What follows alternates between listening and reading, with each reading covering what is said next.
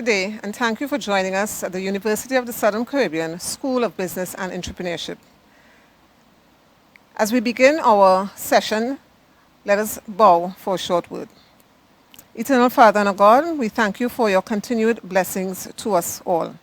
As we begin yet another session, we ask that you would come divinely close to us, help us to be able to discuss and understand, to impart knowledge even on these topics. Continue to guide us, direct us in all that we do, I pray. In Jesus' name, amen. Welcome to the USC National Budget Review Economic Forum. I am Sherilyn Legal, Interim Dean of the School of Business and Entrepreneurship.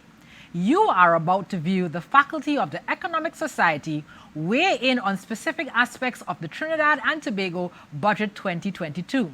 Moderated by Esther Sideno, Chairperson of the Accounting, Finance and Economics Department. It gives me great pleasure to welcome you to this USC Economic Budget Forum. I want to commend the School of Business, the Dean and the faculty for coming up with this initiative. These are the types of activities that are so very important to us as a society because of the implications of the budget to the ordinary man. In essence, in academia, we have a responsibility to demystify that which is seemingly difficult and that which is specific to certain disciplines so that the general public will be able to benefit from the discourses about what is presented at the national level. And so I really welcome a budget forum of this nature. I trust that the team of distinguished professors, Dr. Stephen Pilgrim, Dr. Jeremiah Eaton, and Mr. Dwayne Winchester will be able to unpack some of the specific areas in the budget that will impact on the ordinary lives of people, as well as to give us a general picture of the implications of the budget on our economy at this time.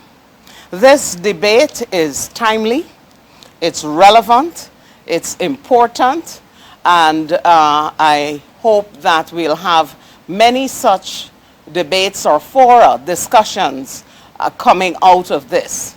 It's important as well that we involve our students in these discussions as we prepare them to be able to engage with these issues as they continue their work in the School of Business and as well as when they will leave us. So once again, commendations to you all. I am pleased to be associated with this event, and I wish you all the best in your deliberations. God bless.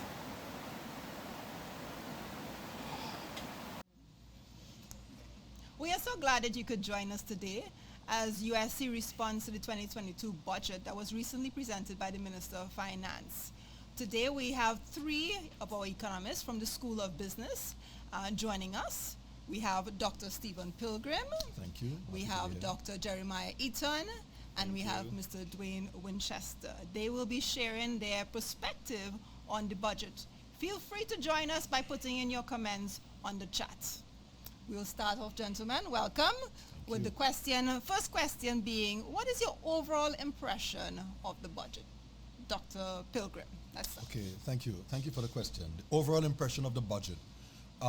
Let me say, first of all, that the context in which this budget is produced, is read, is significant for us to pay attention to. We are in a global pandemic.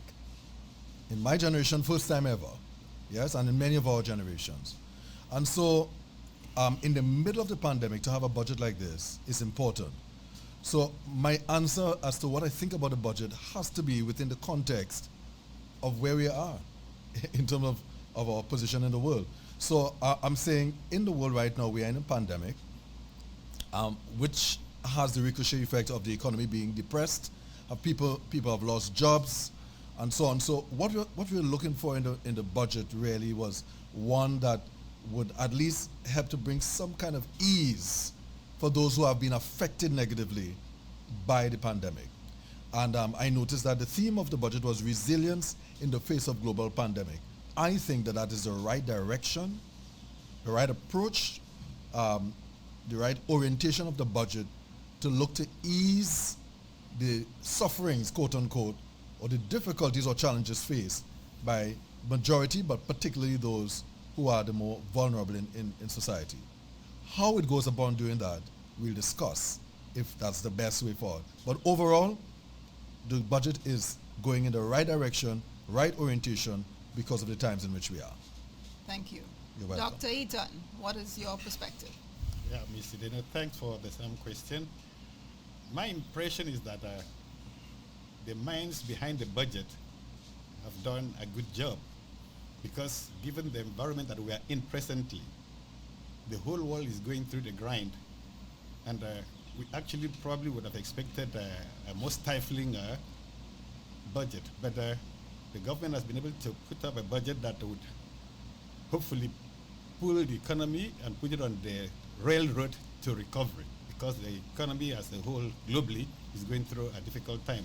But the devil is in the details, whether all that has been laid out will be implemented. That is the crucial aspect, and that's what we have to be looking forward for. Okay, thank you. Mr. Winchester. Well, the budget wasn't as austere or deflationary as it could have been given the circumstances. The government is going through a pandemic, and we all know the government is operating with less energy revenues than it did in 2014 or 2013. The government had to pump a lot of money to provide relief for the unemployed and small businesses that went bankrupt or basically hurt by the pandemic. So the last year has been pretty rough.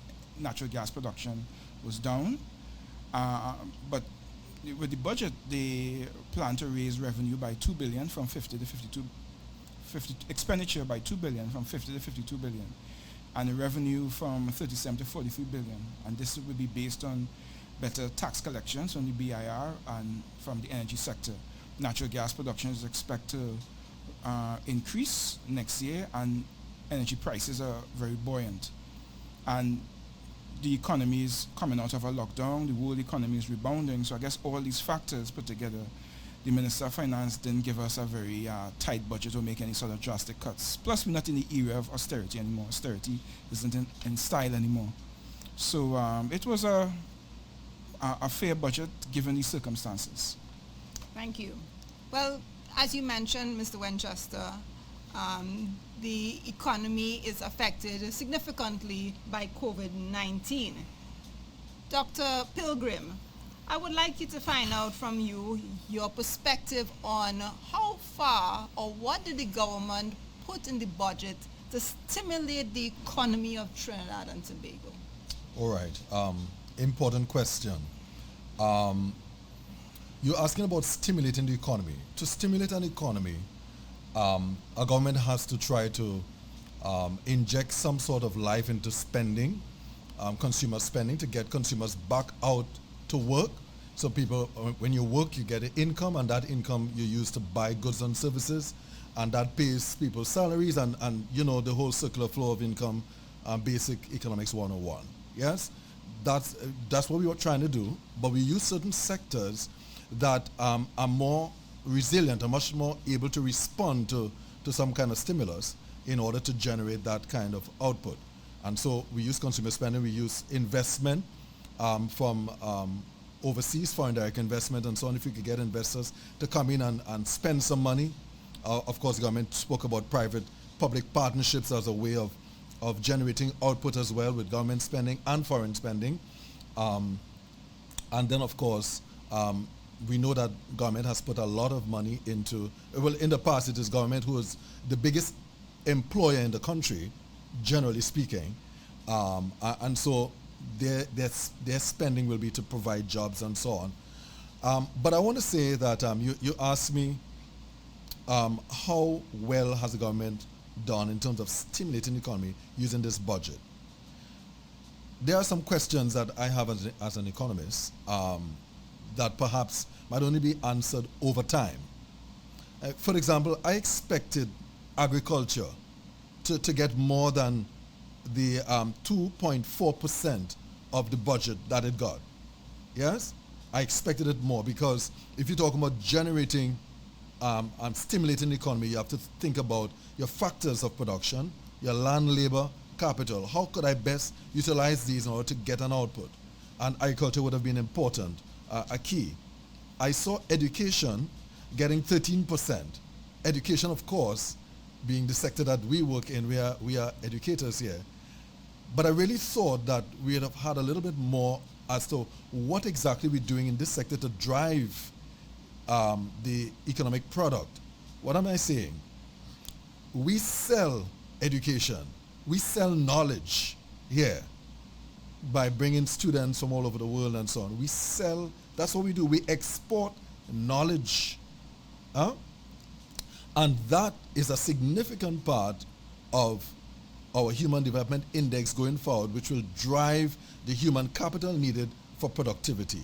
I'm saying a lot in one go, but I am saying that the whole business of stimulating the economy is not as simple as giving a few VAT, zero VAT, or dropping VAT on a few food prices. Some people think that's it, but no, that's not it. It's much more than that.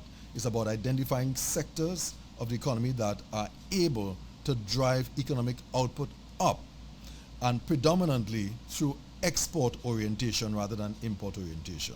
And we are an import oriented country because we are a small open economy, and so most of what we have in terms of our raw materials, in terms of our capital, equipment and so on, they're all imported. And so finding a way to become export oriented in the midst of this is key. So my answer is the jury is still out as to what extent this budget is the economic stimulus budget that we expect it to be. I think the jury is still out, and as we discuss, we'll find some more areas that might need tightening up before we can answer that question properly. Okay, gentlemen, anyone want to weigh in? Yeah, sure. So as the economy is mainly a natural gas economy, and some economists have stated that there's a 90% correlation between the economy and production of natural gas. And oil accounts for 25% of government revenues, and we know that the world is moving away from oil pretty soon, but natural gas will have a longer lifespan. So therefore, we need to make urgent changes in how we get our foreign exchange. Right? Most of our foreign exchange comes from the energy sector, and we need to diversify our exports. There was some provision in the budget about stimulating exports and incentives for businesses that export, but a lot more work needs to be done. As I said before, there's a 90% correlation with the economy and the natural gas sector. So this is a start, but every year we have to keep trying to stimulate the private sector. And there was some shift in this budget where they're trying to get the private sector more involved in the economy. So we just need a lot more of that. Dr. Eaton, Mr. Winchester mentioned the need for diversification because we rely too much on the oil and gas sector. And Dr. Pilgrim mentioned agriculture. I would like you to share your perspective on how the budget accounted for our agriculture sector, and was it sufficient? Thank you for that question. Agriculture, to me, is the lifeblood of any economy, and more so the economy of Trinidad and Tobago. Every single government has spoken about the diversification of Trinidad and Tobago's economy. And that diversification, as far as I'm concerned, is hinged upon agriculture. But we've seen over time that the sector has always received a stepmotherly treatment. But I would say that for the past 5 or 6 years, we've seen an increase in the allocation for that sector. And we must be very conscious of this fact, that even though we are energy sector dependent, that sector does not employ as much as even the agricultural sector does. So if we could purposefully focus on developing and channeling effort at developing agriculture, then diversification, as we keep talking about, would yield better results. How do I mean it? we have to look at the land tenure, the size of land holding, and the storage facilities for agricultural produce, and in fact, the access roads to these pockets where effective or some level of farming activity take place. The budget does mention some areas that the access roads are going to be repaired or maintained. And there's still some areas, I know for a fact, the road to Tamana, where a lot of cocoa field, which used to be one of the traditional produce of this country, that has of course gone into the doldrum. The road to Tamana, four roads. I've been there and I'm speaking from experience. To get there, some point you'll be able to drive through, but beyond that, it's a challenge to the agriculturists who are actually working hard to go back to the field. And if there's any good thing coming out of this pandemic, it is that so many people have realized the importance of agriculture. And I'm again saying that from experience, because going to the fields, I've seen so many people have started going back to agriculture. And I want to say that if we want to genuinely diversify our economy, agriculture has to receive better impetus than it does now. Of course, I'm not saying that has not happened, because like I've seen some statistics which shows that the contribution of the agricultural sector has improved over time. For the past 7 years, it has gone from maybe 0.6 to 1.5% of the GDP. So there's been a steady growth, but a lot more needs to be done, especially in the area of storage of the produce, because a lot does go to waste. A lot of what is being produced does go to waste because of the inability of the farmers to store their produce in a safe environment, and a lot of also does go to waste because of the difficulty of evacuating the produce from the farm. So, as far as I'm concerned, agriculture, the government is doing a bit, but a lot more needs to be done if this country is to achieve food sufficiency and food security, and by that also diversify the economy. I know one of the major aspects when it comes to food is the importation, the amount of importation of food we've been doing as a country. Dwayne Winchester, would you mind letting us know how severe this importation of food is to our economy? Well, currently we spend about close to $1 billion US every year importing food. And as a percentage of GDP, it accounts for 7%. So it accounts for a significant amount. And since China got its independence, we always talking about food security and reducing imports of food, as never has been successful. The agriculture sector, as far as I know, has three main problems. One is a lack of labor, and this may be due to people have better options now than in the 1950s or 60s, where most or significant percentage of the population were involved in agriculture. In the United States, 200 years ago, 80% of the workforce was in agriculture. So people move off the farms into better options. And given how our economy has grown since 1994, the government employs a third of the labor force for university education. Maybe agriculture isn't as attractive to people as before. So one way we could probably resolve that is maybe the use of Venezuelans. Instead of giving them 6-month work permits, we give them 2 or 3 year work permits if they work on an agricultural estate. Then the issue of our local diet is just, as of currently right now, we import most of our rice. There's a new rice mill being constructed in Couva that could reduce imports by 30-40%. Right, but if you look at our diet, the chickpeas or chana, as we say locally, the lentils, the red beans, black-eyed peas, those are imported. The potatoes that we put in all the French fries for all these fast food restaurants, potato salad, potato pie, they are imported. And the meat we like to eat, such as goat, beef, and lamb, or the gyros like to eat, and so on, are imported as well. And you have to ask yourself, how are we going to fix that? So to get any kind of success out of agriculture is a lot of our work has to be done. But recently we have seen some initiatives where the firms are getting involved in agriculture. So, for instance, there's a conglomerate that wants to build a greenhouse facility in Tobago, and they want to start producing berries, strawberries, and they want to cut down on the importation of these berries as well as export to the region. And that's very interesting. And there's a number of other initiatives where firms are injecting huge capital into the agricultural sector and using technology to do things that were previously unattainable. So that's a pretty interesting development, and we see how far it goes. In addition, we always have to give support to the traditional farmers in terms of protecting them from pretty larceny, flooding issues, dealing with issues with land tenure, and so on. But because moving forward, we should get a bump up in food prices, right?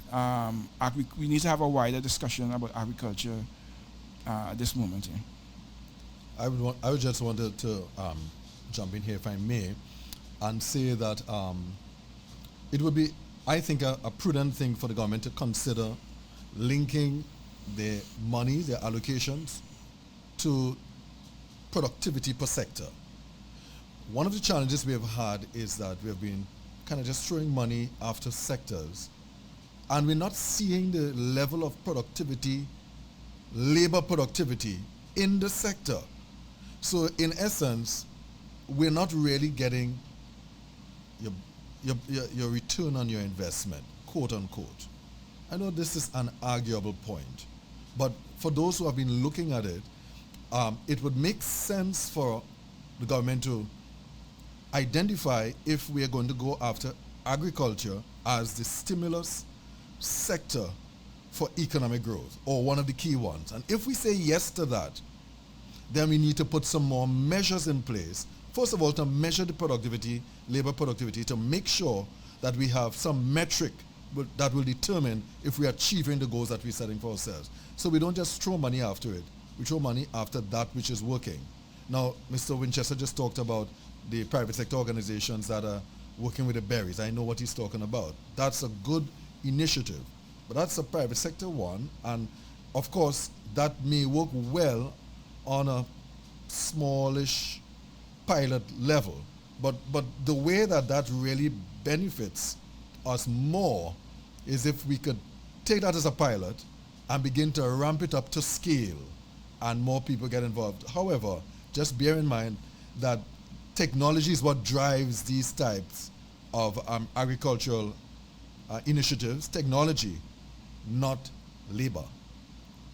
Understand what I'm saying? And so we still have the issue as a politician, as a government. You have to take care of jobs. You have to take care of unemployment. You have to give people jobs. And agriculture still seems to be one of the best areas. Agriculture is still, well, I need to be careful how I make this point, because no one wants to speak against the CPEP type of arrangements that look to beautify and to take care of the natural courses and so on in the country. We think that's important. But at the same time that's important, we probably need to put some resources after the productive capacity of sectors that could turn the economy around. And if we think agriculture is one, then we need to do a little bit more to generate output in that sector. Well, if we looked at our budget, we realize that it has a deficit balance. So that means the government is spending a lot. Mr. Winchester, can you tell me what is the quality of the government spending that is proposed by the budget? Right, so very good question. Now, in the Caribbean, in Trinidad and Tobago, the government spending accounts for a major portion of overall spending in the economy. In the United States and the UK, consumer spending would account for like about 66% of total spending, but locally, government spending is very important. So government spending is what drives the economy. So we just, about 6-7 years ago, we came off a commodity, what they call a commodity super cycle, where energy prices was very elevated because of Chinese demand for energy. They are the second largest economy in the world, or became the second largest economy in the world in 2010. So that economic growth ramped up the demand for natural gas and oil, and that pushed up the prices. Now we sell these commodities, so we made a lot of money. And what we mostly did with the money, typically was about 50-55% went to transfers and subsidies. And about a little bit less than 20% went to employment. The government employs a third of the labor force, right? Now, however, when you look at productivity in the public sector, it's less than in the private sector. right? So, which means that economic growth would be higher if we had more people in the private sector and the public sector.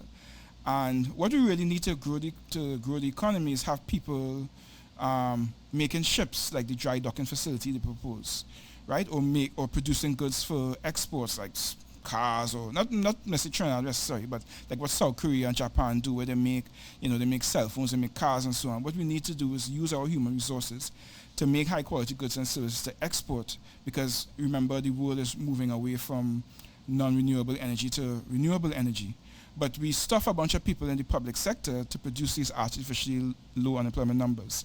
And there's a lot of overstaffing in ministries and WASA and Petrotrin. We all know about the overstaffing. So we're just inefficiently using our human resources. You could use human resources better. And my own opinion is that it's easier for the government to do that than to do it properly. So for example, if you look at the new Marriott Hotel, it costs 500 million, but it employs 250 people permanently.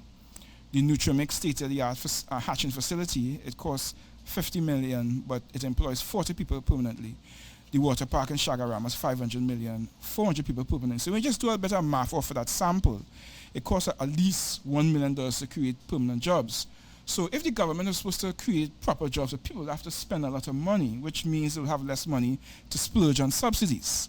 Subsidies provide instant gratification, increasing salaries provide instant gratification. If you're supposed to really invest and diversify the economy, it takes time, and government, they have a time limit, they have elections coming up, and sometimes some of these investments take a long time to bear fruit.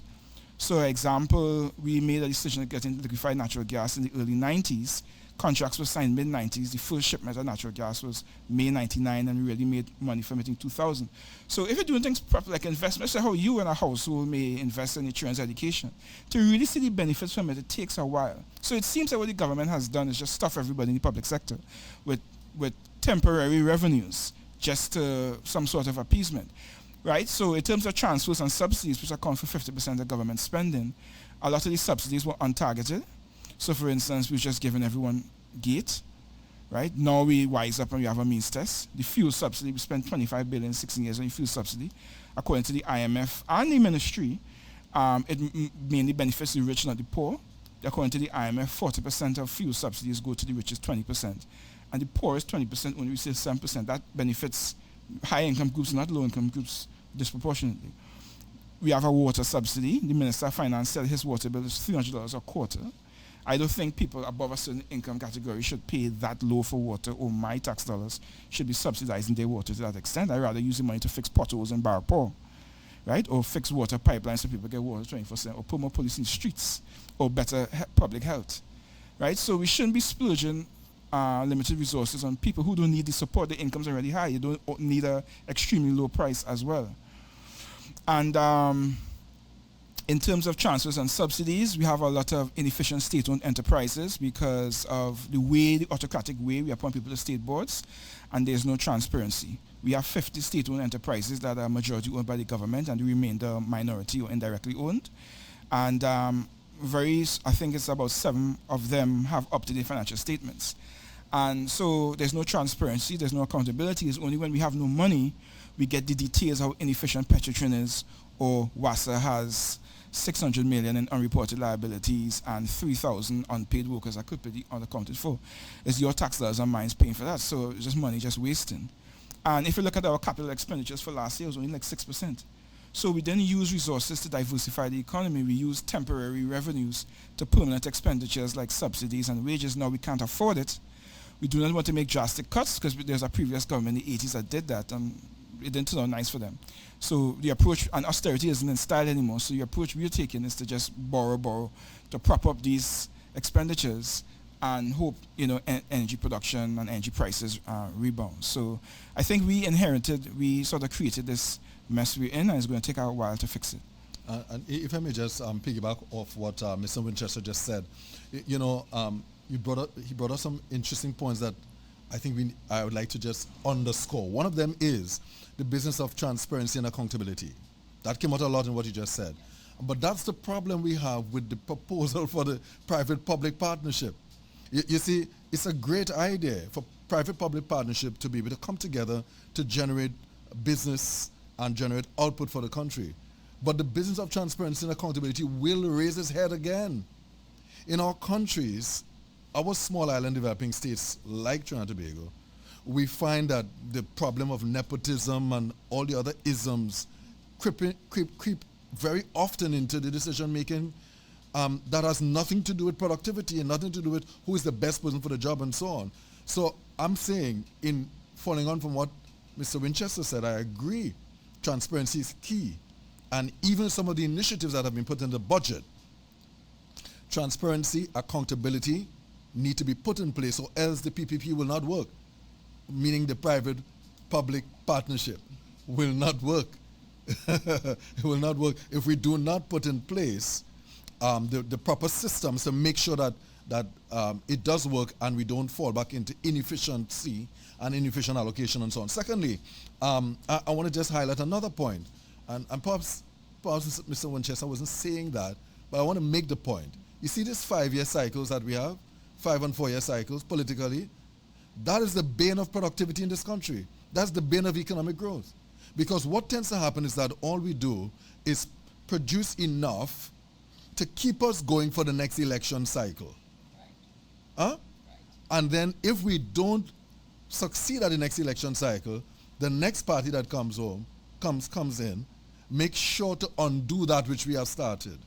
And so we're constantly chasing, like, I don't want to use this, but chasing around like as an animal that chases its tail around all the time. That's what we're doing. So we never really make proper progress because it's a 5-year cycle. That's why countries like Singapore and so on have so much on us, because they don't work with that short cycle. They have one political party that keeps running the whole thing for some time, and they moved in 15, 20 years from a relatively poorish agrarian economy to one of the greatest miracle turnaround transformation economies in the world. I'm saying that we need to get rid of this 5-year cycle mentality, politically inspired. For example, I was very surprised in the budget to hear monies being put forward now for the highway from San Fernando to Point Fortin. That highway was decided upon 10 years ago, 2011 I think it was.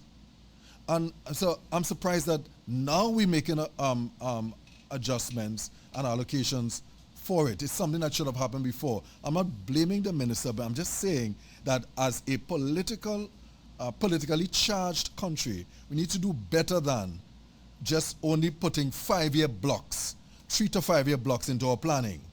You know, I know the minister gave 2-year block for a lot of the things, and that has to do with the fact that we expect an energy production surge in the next 2 years, but we're not sure what will happen after that. So we have to come again and see how it's going. So that was a wise idea in a sense, but I'm saying that the political 5-year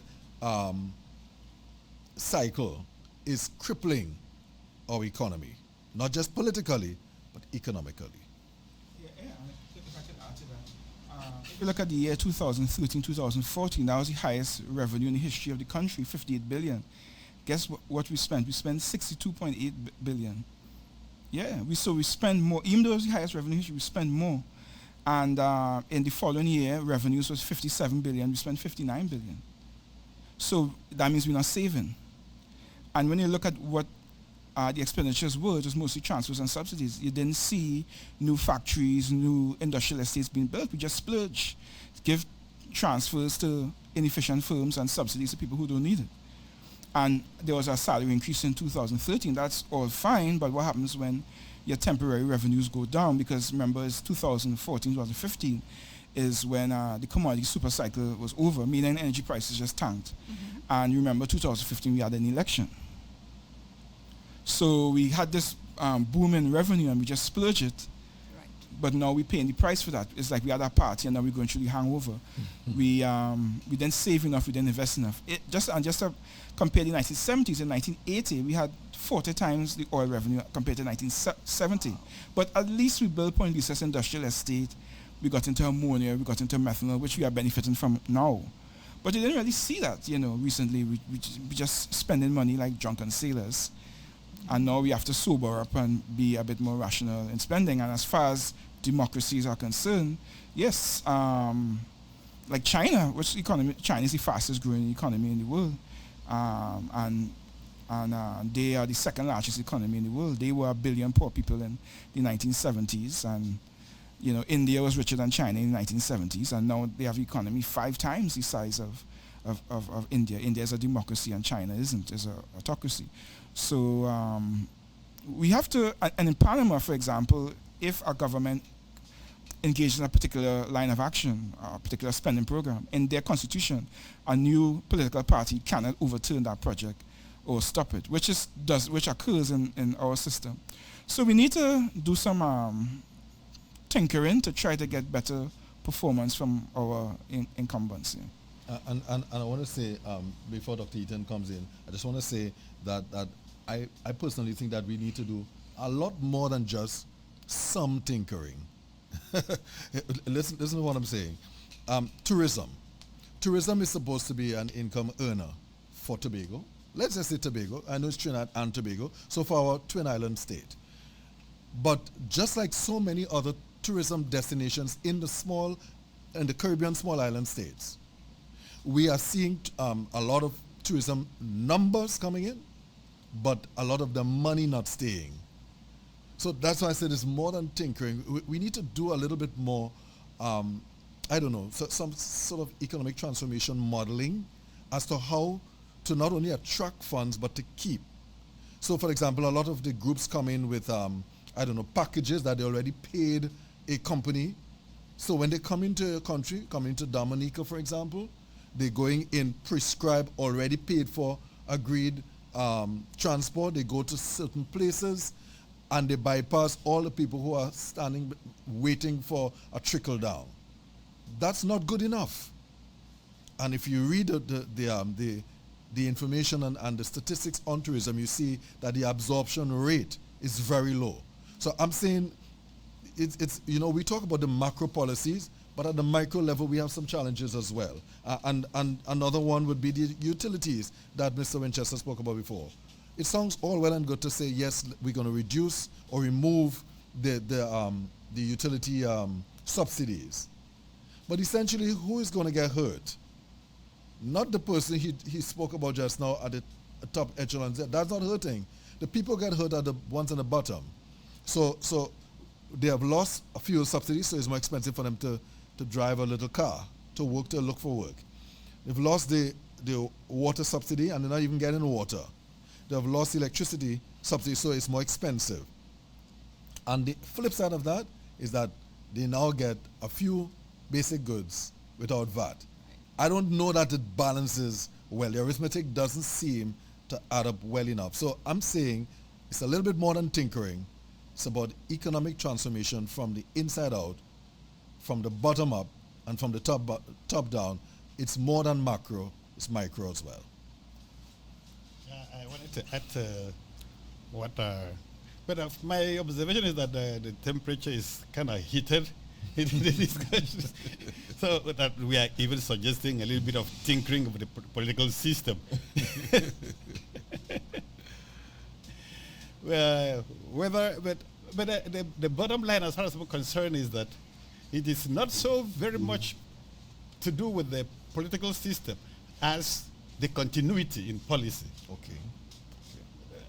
If one political party comes in and does his service and goes out, the next party that comes in should continue with the project, because it's not about party, it's about the people. The budget also is not about the party, it's about the people. So whatever project that was started by a certain political party, if perchance it doesn't come back to power, that money that was allocated, budgeted for that project, and maybe it got started, should never be abandoned. No. Should be continued by the subsequent government. Otherwise, we just be throwing money down the drain. And we all know how huge the import bill, particularly the food import bill, is in this country.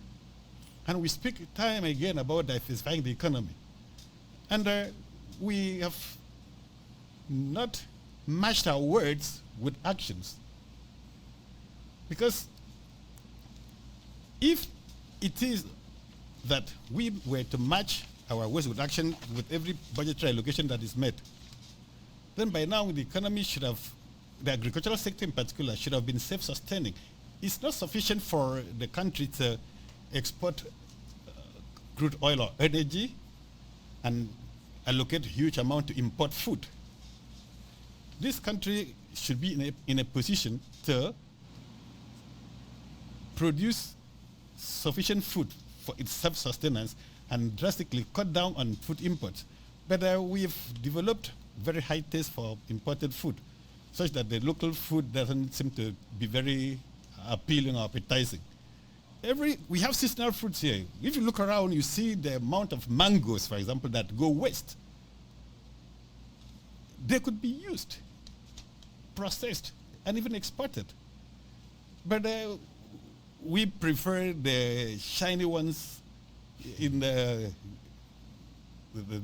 malls and shops. A lot has to be done to transition this economy from this dependence on imported foodstuff to locally produced ones, because there are a whole range of produce that could be produced sustainably in this country. In fact, the next very important factor that we should look at is the land tenure and land size.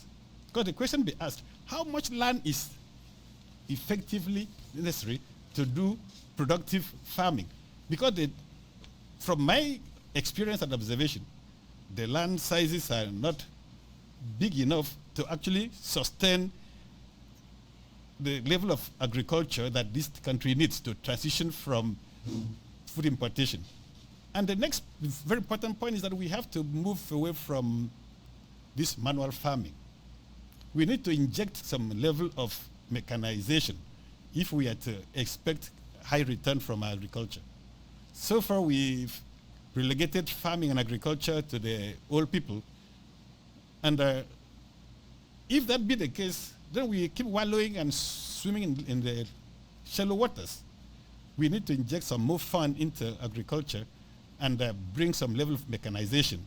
And then only can we expect to reap the bounties of diversifying the economy into the agricultural sector and diversifying the economy as a whole. Because we, of course, must know that agriculture supplies almost every important input to any industry.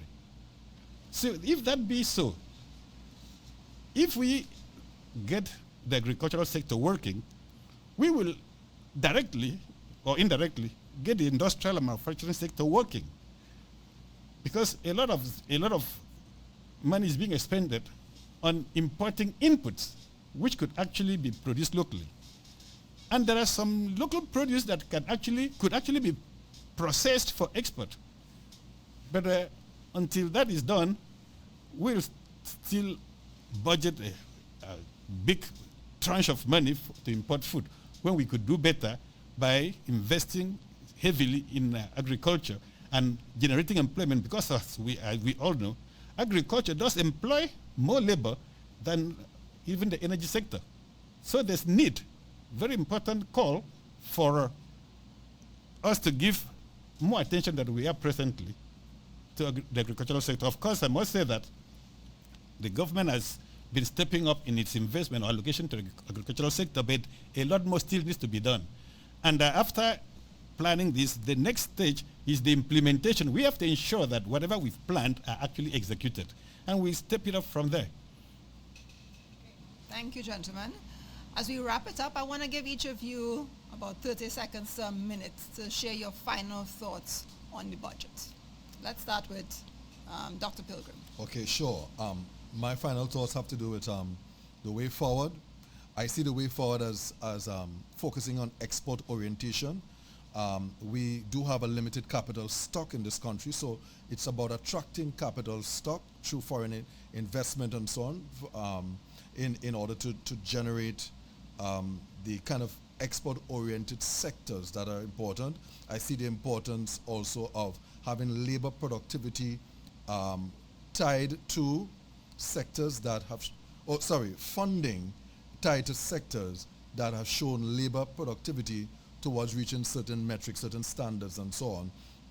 I also think that some of the strategies and plans that we have in place, such as the private-public partnership, needs to have a lot more accountability and transparency policies and monitoring systems put in place to ensure that there is not leakages, and so efficiency is lost and it becomes a free-for-all, as was mentioned before.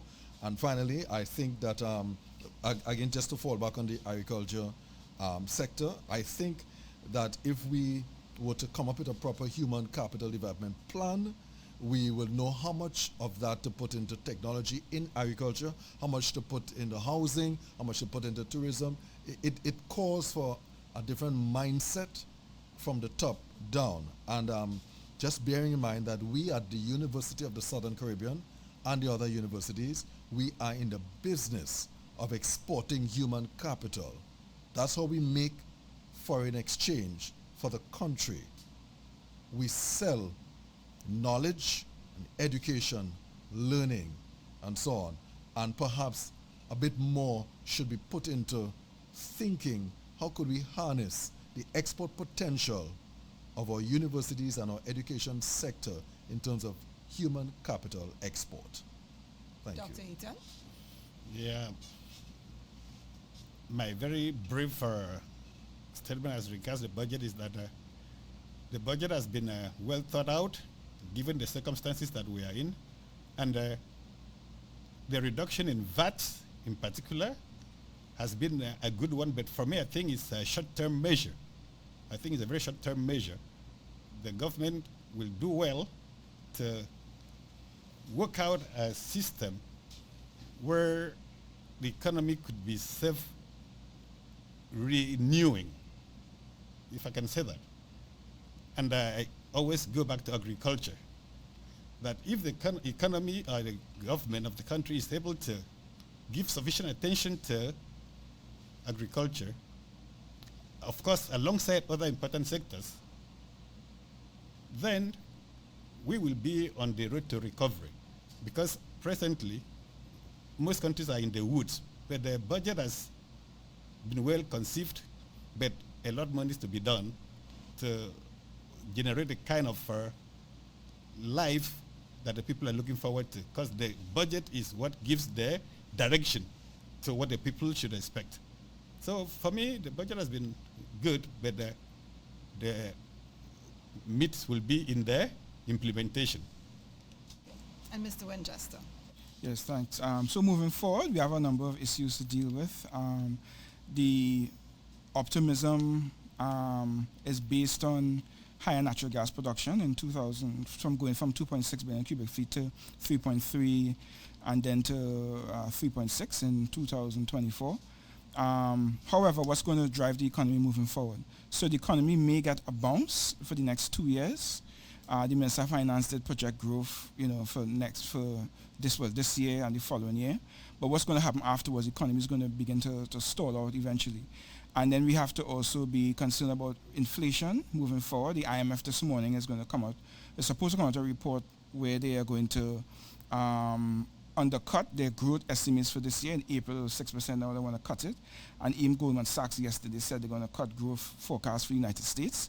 So we have some headwinds in terms of inflation and lower global growth, according to estimates. And our economy is going to begin to stall out when the increase in natural gas production stalls out and when the energy prices fall back down. So we have to start thinking long term, and we have to start investing in the non-energy sector, diversifying exports, because we need the foreign exchange to be able to pay for things. And there's a lot of structural issues with point leases. The model isn't working anymore because of cost, and there's other things we need to do, change the way we appoint people to state boards, enact the procurement legislation, which according to some estimates we could save $5 billion every year. And we also need to stop subsidizing people who don't really need it, or just be more careful and efficient how we spend on subsidies and increase capital expenditures and so on. So that's what I think we need moving forward. The party is over, and we have to sober up and make rational, forward-thinking decisions. Yeah. Thank you, gentlemen. I know there's so much more that can be discussed, but the discussion doesn't end here. We are going to be having some further discussion with our students from the School of Business, where they will be weighing in on the various sectors of the budget. So stay tuned and look out for that discussion that will be coming up soon. Take care, and thanks again for joining us.